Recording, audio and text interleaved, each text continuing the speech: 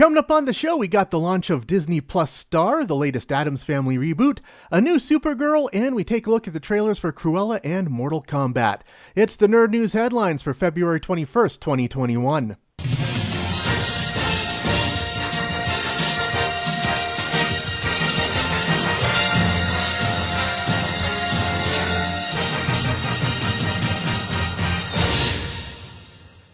Afternoon all, Mark Camp is here with the first installment of Nerd News Headlines. So, what exactly am I doing here? Well, ever since the early days of the internet, one of the things I've loved to do is read up on movie news and share it with my friends. Hell, about 20 years ago, I'd write it all up in a little newsletter and email it to all my friends. God, I'm old. So I started thinking, hey, why not write it up and do a little newscast and post it on YouTube? And here we are. That, and in my 14 years of radio, the only thing I was ever consistently told I was good at was reading the news, so let's get to it, shall we? Disney is firing the next shot in the streaming wars with a major upgrade to Disney Plus. Coming up on Tuesday, February 23rd, Disney will be launching Disney Plus Star. If you already have Disney Plus, you won't have to do a thing. When you fire up the app on Tuesday morning, you're going to see a new section in there called Star, right next to the Marvel, Pixar, and Star Wars sections. This is the new Mature Audiences section. Here's where we up here in Canada can finally get a lot of the Hulu titles. See, down in the States, Disney owns another streaming service called Hulu.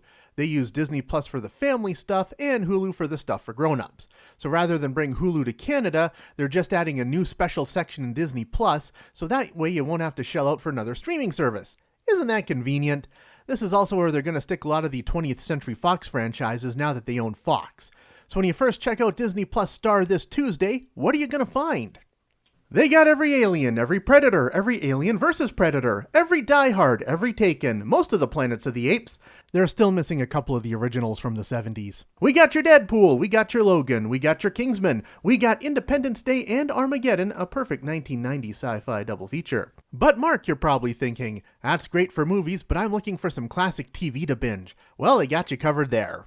You got Family Guy, you got Futurama, you got Firefly, you got Buffy, you got the Orville, you got the X-Files, and going way back to my childhood now, Hill Street Blues and MASH.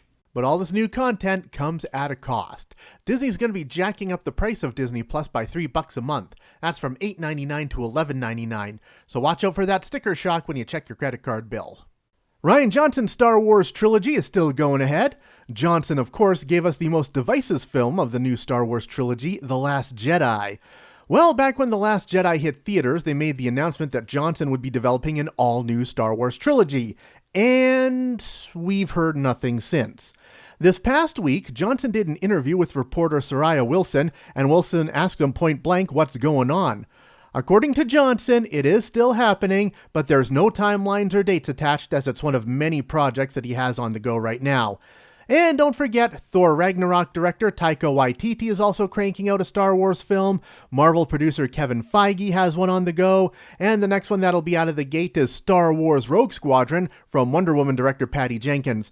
So yeah, Rian Johnson's Star Wars trilogy can wait a little while. We've got no shortage of Star Wars movies coming up. Next up on Disney's live-action remake train, Cruella, the 101 Dalmatians prequel you never knew you wanted. Disney dropped the first trailer back on Wednesday. Emma Stone plays Estella, a young grifter who aspires to become a fashion designer. Emma Thompson is the Baroness von Hellman, who soon takes the young Estella under her wing. Before long, the two become bitter rivals, and we follow Estella's rebirth as Cruella de Vil.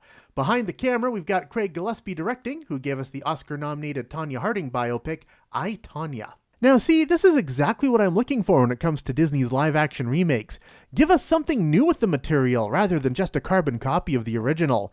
That being said, shortly after the trailer dropped, I couldn't help but notice that Harley Quinn was trending on Twitter. And I have to agree with the most popular hot take. It does look like Disney's trying to do their own version of Harley Quinn. Cruella is currently set to hit theaters on May 28th. We've got more details on that Addams Family reboot that's coming to Netflix. Back in the fall, it was announced that Tim Burton had signed on to direct and develop a reboot. This past week, they gave us the title and the premise.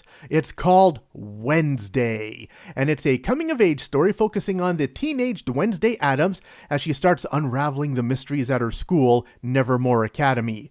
Sounds like they're going in a kind of Riverdale Chilling Adventures of Sabrina direction with this. No word on when it'll be dropping on Netflix, but all I can say is, what took so long?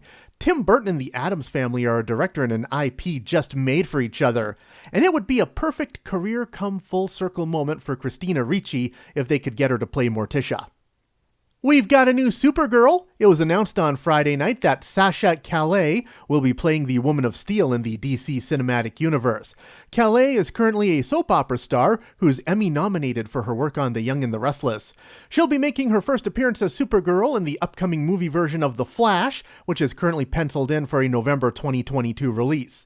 That's the one where Ezra Miller will be the Flash, back from Justice League, and Michael Keaton will be back as Batman. You know what? I just love Supergirl. You can never go wrong with more Supergirl in the world.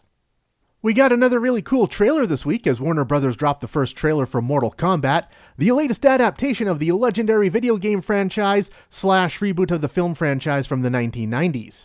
We journey alongside Cole Young, a brand new character, as he ventures into the world of Mortal Kombat alongside Sub-Zero, Sonya Blade, Liu Kang, and all the other characters I'm only vaguely familiar with because my mother wouldn't let me have a Super Nintendo when I was a kid. Go check out the full trailer if you haven't already, as it seems to be full of the over-the-top blood and gore that made the video game so infamous back in the day.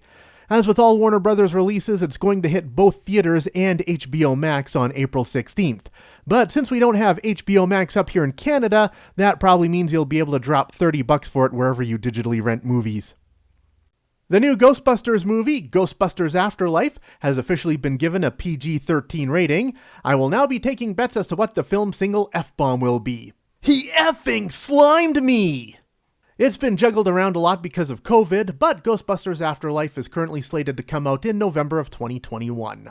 Paramount Pictures has scrapped their plans to film Mission Impossible 7 and 8 back-to-back. Just so you know the movie jargon, making movies back-to-back means that they start making the second one just days after they finish making the first one. The filming of Mission Impossible 7 has already seen a couple of delays because of COVID, and with current scheduling, they would have started filming number 8 just as Tom Cruise had to start doing the talk show circuit to plug Top Gun 2. So they figured they'd put number 8 on hold for now. Mission Impossible 7, however, is still on track to hit theaters in November of 2022. And that's all I got in my file for the week that just ended. My apologies, as the footage in this one may have seemed a little disjointed. I was making this in bits and pieces over the past week as I just learned how to do everything. Next week, I'll try and crank it all out in a single day to ensure consistency. And I'll just keep doing this until I finally find a job and don't have the time to do it anymore. Seriously, I've been unemployed since last March. I really should be putting this much effort into finding a job.